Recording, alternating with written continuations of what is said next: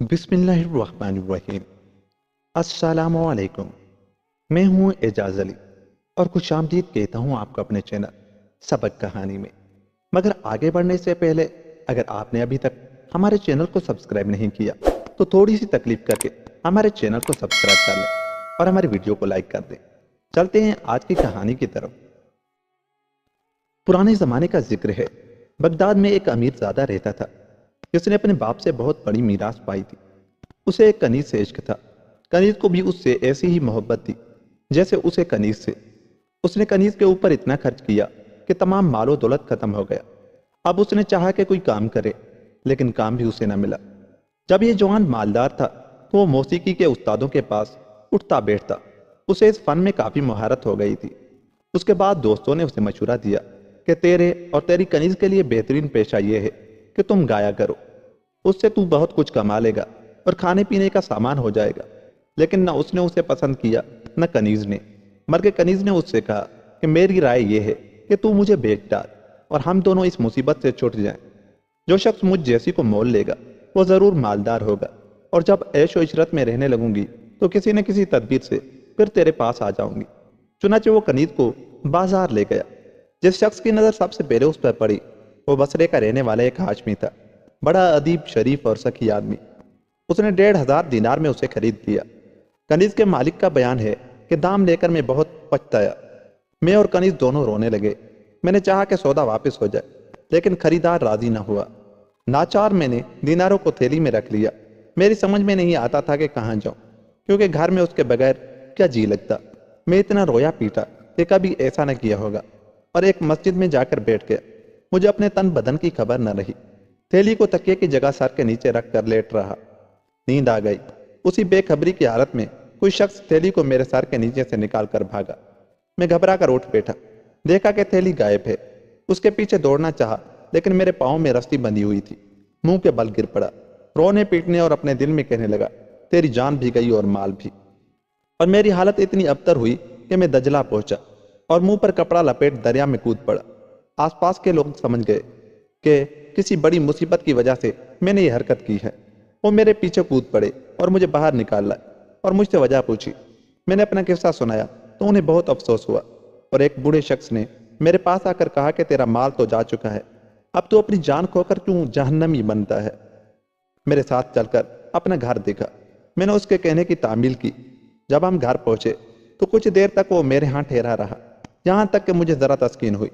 मैंने उसका शुक्रिया अदा किया और वो चला गया। वो चला गया तो फिर वहशत ने ओद किया। करीब था कि मैं खुदकुशी कर लूं, लेकिन मुझे आखिरत और दोज़ख की याद आ गई और मैं अपने घर से भागकर एक दोस्त के पास पहुंचा। उससे सारा माजरा बयान किया। उसे मुझ पर बहुत तरस आया। वो रोने लगा और उसने मुझे 50 दिनार देकर कहा कि मेरी राय मान, फौरन बगदाद चला जा, और जब तक लड़की की मोहब्बत तेरे दिल से निकल न जाए उन्हें खर्च कर। तू तो मुंशियों की औलाद में से है। तेरा खत बहुत उम्दा है। तू अदब में माहिर है। जिस वाली के पास तेरा जी चाहे उसके साथ लगा रहे। मुमकिन है खुदा तुझे तेरी कनीज से मिला दे। मैंने उसकी राय मान ली। मेरा दिल मजबूत हो गया। गम और रंज में कमी आई और मैंने वास्ता जाने का इरादा कर लिया, क्योंकि वहां मेरे अजीज व अकारब थे। समंदर के किनारे पहुंचकर मैंने देखा कि एक जहाज लंगर डाले खड़ा है और मल्लाह उसमें सामान लाद रहे हैं। मैंने उनसे दरख्वास्त की कि मुझे भी साथ ले चले। उन्होंने कहा कि यह जहाज एक हाशमी का है, उस पोशाक में हम तुझे नहीं ले जा सकते। मैंने उन्हें किराए का लालच दिया। वो बोले, अगर तू जाने पर तुला हुआ है तो इस नफीस पोशाक को उतार डाल और मल्लाहों के कपड़े पहनकर हमारे साथ हो जा। वो या तू भी मल्लाह है। मैंने जाकर मल्लाहों का लिबास खरीदा और उसे पहनकर जहाज पर चढ़ गया। यह जहाज बसरे जा रहा था। मुझे वहां बैठे थोड़ी ही देर हुई थी कि मैंने देखा कि उस जहाज में वही मेरी कनीज है और 2 पांजियां उसकी खिदमत कर रही हैं। अब मेरी परेशानी जरा दूर हुई और मैं अपने दिल में कहने लगा कि कम से कम बसरे तक तो मैं उसकी सूरत देखूं और उसका गाना सुनूंगा। इतने में वही हाशमी चंद लोगों के साथ सवार आ पहुंचा। सब जहाज पर बैठ गए और जहाज चल निकला। उसके बाद हाशमी ने खाना निकाला। उसने कनीज और सब लोगों ने खाना खाया। हाशमी ने कनीज से कहा, आखिर कब तक तू न गाएगी और गुरिया जारी करती रहेगी? तू ही अनोखी तो नहीं जो अपने महबूब से जुदा हुई हो। ये बातें सुनकर मुझे यकीन आ गया कि उसे मुझसे अब तक कितनी मोहब्बत है। अब हाशमी ने कनीज के सामने पर्दा डाल दिया और उन लोगों को बुलाकर जो मेरी तरफ थे पर्दे के बाहर बैठ गया। मैंने पूछा कि वो कौन लोग हैं। मालूम हुआ कि उसके भाई बंद हैं। وہ ان کے لیے ضروری چیزیں مثلاً شراب اور خشک میوہ نکال کر لایا۔ سب کے سب کنیز سے گانے بجانے کا اصرار کرتے رہے، یہاں تک کہ اس نے سارنگی منگا کر اسے ٹھیک ٹھاک کیا اور گانے لگی۔ گاتے گاتے اس کا دل بھر آیا، اس نے سارنگی پھینک دی اور گانا بند کر دیا۔ لوگوں کا مزہ کرکرا ہو گیا اور میں گش کھا کر گر پڑا۔ انہیں گمان ہوا کہ مجھ پر جن چڑھایا ہے۔ وہ میرے کان میں آیتیں پڑھنے لگے اور اسے برابر پھسلانے اور گانے پر آمادہ کرتے رہے۔ آخر اس نے سارنگی لے کر 2 شعر اور گائے اور گش کھا کر گر پڑی۔ لوگ رونے لگے، میں نے ایک چیخ ماری اور بے ہوش ہو گیا۔ ملا مجھے دیکھ کر پریشان ہو گئے۔ ہاشمی کے ایک غلام نے کہا کہ تم اس دیوانے کو کیوں اپنے ساتھ لائے ہو؟ ایک اور شخص بولا، کسی شہر کے پاس پہنچ کر اسے اتار دینا تاکہ ہمیں اس سے نجات ملے۔ یہ سن کر مجھے بہت رنج ہوا۔ میں نے اپنے دل میں کہا کہ ان لوگوں کے ہاتھ سے چھٹکارا اسی وقت ہو سکتا ہے جب میں کنیز کو اپنی موجودگی کی خبر کر دوں، وہ لوگوں کو منع کر دے کہ مجھے نہ اتاریں۔ اب چلتے چلتے ہم ایک گاؤں کے پاس پہنچے۔ جہاز کے مالک نے لوگوں سے کہا کہ ہمارے ساتھ خشکی پر اترو۔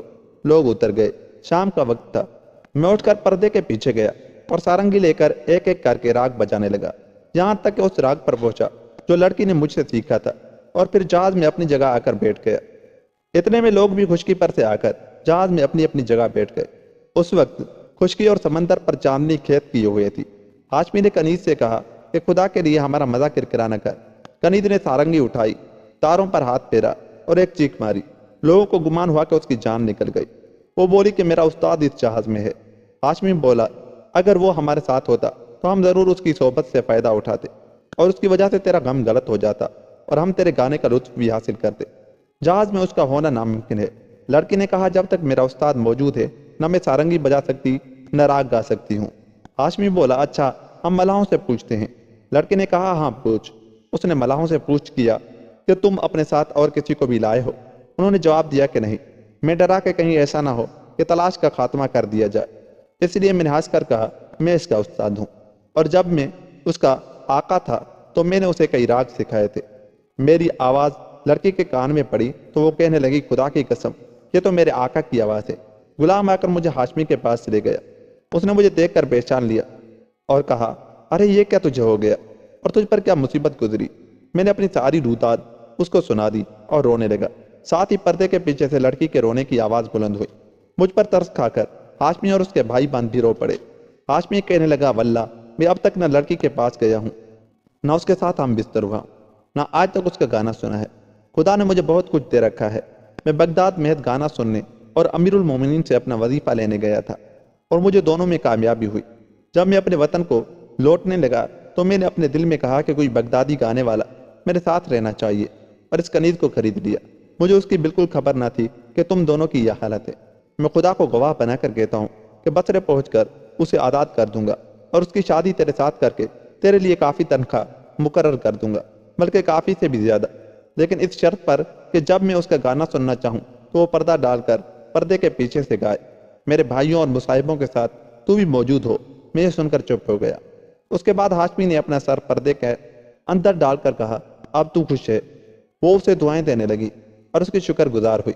پھر اس نے اپنے ایک غلام کو بلا کر کہا کہ اس جوان کا ہاتھ پکڑ کر لے جا، اس کے یہ کپڑے اتار کر عمدہ لباس پہنا، عطر لگا اور ہمارے پاس لیا۔ غلام مجھے لے گیا اور جو کچھ اس کے آقا نے حکم دیا تھا کیا، اور پھر مجھے اس کے پاس لے آیا، اور جس طرح ان دونوں کے آگے شراب رکھی گئی میرے آگے بھی رکھی گئی۔ لڑکی نے بہترین گانے گائے، سب کو وجد آنے لگا اور مجھے بھی بہت خوشی ہوئی۔ اب میں نے اس لڑکی سے سارنگی لے کر گانا شروع کیا۔ لوگ میرا گانا بجانا سن کر بہت خوش ہوئے۔ سارے راستے یہی کیفیت رہی، تھوڑی دیر میں گاتا اور تھوڑی دیر لڑکی، یہاں تک کہ جہاز کنارے پر آ کر ٹھہرا۔ جہاز نے لنگر ڈال دیا، سب لوگ کنارے پر اتر پڑے اور میں بھی اتر پڑا۔ میں نشے میں تو تھا ہی، پیشاب کرنے بیٹھا تو نیند آ گئی۔ مسافر جہاز پر بیٹھ کر چل دیے، انہیں میرا پتہ بھی نہ چلا کیونکہ وہ بھی نشے میں تھے۔ ادھر وہ بصرے پہنچ گئے، ادھر میری آنکھ اس وقت کھلی جب دھوپ تیز ہونے لگی۔ میں نے اٹھ کر ادھر ادھر دیکھا تو کوئی نظر نہ آیا۔ میں یہ پوچھنا بھول گیا تھا کہ ہاشمی کا نام کیا ہے، اس کا گھر کہاں ہے اور وہ کس لقب سے پکارا جاتا ہے۔ حیران و پریشان تھا، اور جو خوشی مجھے لڑکی سے مل کر ہوئی تھی خواب و خیال معلوم ہوتی تھی۔ اسی پریشانی کی حالت میں ایک بڑا جہاز میرے پاس سے گزرا۔ میں اس میں بیٹھ کر بصرے پہنچا، جہاں نہ میں کسی کو پہچانتا تھا اور نہ ہاشمی کا گھر جانتا تھا۔ وہاں ایک بقال کی دکان جا کر میں نے اس سے دوات اور کاغذ مانگا۔ جوان کا بیان ہے کہ میں دوات اور کاغذ لے کر کچھ لکھنے لگا۔ بقال نے دیکھا کہ میں خوش خط ہوں لیکن میرے کپڑے میلے کو چلے ہیں۔ اس نے میرا حال دریافت کیا۔ میں نے کہا پردیسی ہوں اور نادار۔ وہ بولا کیا تو میرے ساتھ رہنا پسند کرے گا؟ میں تجھے کھانا کپڑا اور روزانہ نصف درہم دیا کروں گا۔ تو میری دکان کا حساب کتاب رکھا کیجیے۔ میں نے کہا ہاں۔ اس کے پاس ٹھہر گیا۔ اس کی آمدنی اور خرچ کا حساب لکھنے لگا۔ 1 مہینہ ہو گیا تو اس نے دیکھا کہ اس کی آمدنی بڑھ گئی ہے اور خرچ کم ہو گیا۔ اس پر اس نے میرا شکریہ ادا کیا اور میرا روزینہ 1 درہم کر دیا۔ جب 1 سال گزر گیا تو اس نے یہ تجویز پیش کی کہ وہ میری شادی اپنی بیٹی سے کر دے۔ میں نے اسے منظور کر لیا۔ اپنی بیوی سے ہم بستر ہوا اور دکان کا کام کاج کرنے لگا۔ باوجود ان سب باتوں کے میں ہمیشہ شکستہ دل رہتا اور میرے چہرے سے غم ظاہر ہوتا۔ بقال شراب پیتا تو مجھے بھی پلاتا لیکن غم کی وجہ سے میں منظور نہ کرتا۔ 2 سال تک یہی کیفیت رہی۔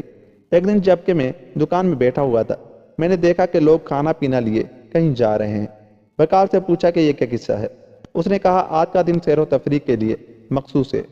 تمام گانے بجانے والے اور امیر زادے سمندر کے کنارے جا کر کھاتے پیتے اور نہر ایلا پر درختوں کے درمیان سیر و تفریح کرتے ہیں۔ میرے دل نے کہا کہ میں بھی جا کر سیر کروں۔ ممکن ہے کہ جب میں ان لوگوں کو دیکھوں تو میری محبوبہ بھی مل جائے۔ میں نے بقال سے کہا کہ میں بھی سیر و تفریح کے لیے جانا چاہتا ہوں۔